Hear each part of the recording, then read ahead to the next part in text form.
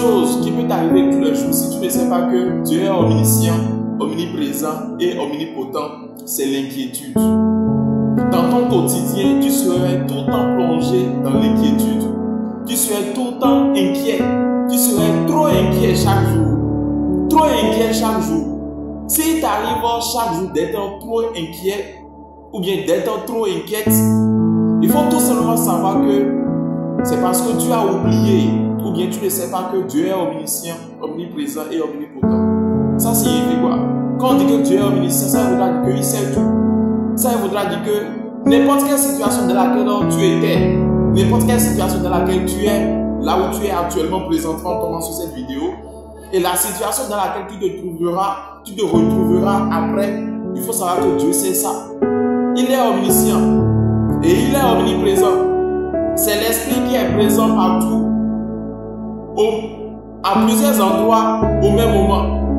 Il est partout en même instant. C'est là où on dit que Dieu est omniprésent. Et Dieu est omnipotent, tout simplement parce que c'est le tout-puissant. C'est le Dieu de toute possibilité. Et rien ne lui est impossible.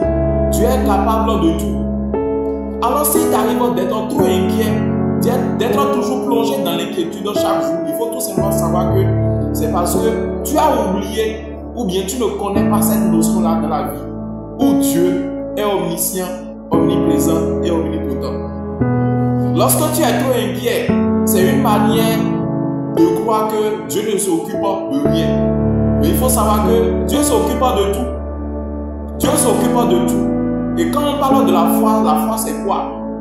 C'est de confier chaque détail de tes besoins dans la main de Dieu et de vivre dans la paix. C'est ça qu'on appelle la foi. Et c'est ce que beaucoup de personnes en fait pratiquent. Mais la vraie foi, mais vous devez savoir que si tu as la foi, mais c'est toi que l'inquiétude en fait veut tuer, alors tu n'as pas la foi. C'est vrai que la foi, c'est une affirmation des choses qu'on espère et une démonstration de ce qu'on ne voit pas. Mais dans la pratique de chaque jour, quand nous parlons de la foi, il faudrait que chaque détail de tes besoins, tu les confies dans la main de Dieu et tu décides de vivre en paix. C'est ça. Dans le livre de Matthieu 6, du verset 25 au verset 26, il est écrit que c'est pour cela je vous dis, ne vous inquiétez pas de votre vie, ni de ce que vous mangerez, ni pour votre corps et ce avec quoi vous serez vêtus.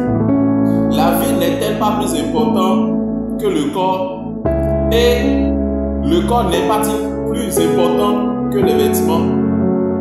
Regardez les oiseaux qui sont dans les cieux. Ils ne sèment, ils ne moissonnent pas, ils n'amassent pas dans les greniers, mais votre Père céleste les nourrit. Ne valez-vous pas plus qu'eux? Déjà, il faudrait que vous sachiez que nous sommes plus que les animaux. Il y a des animaux qui ne font rien, qui ne travaillent même pas, mais Dieu les nourrit.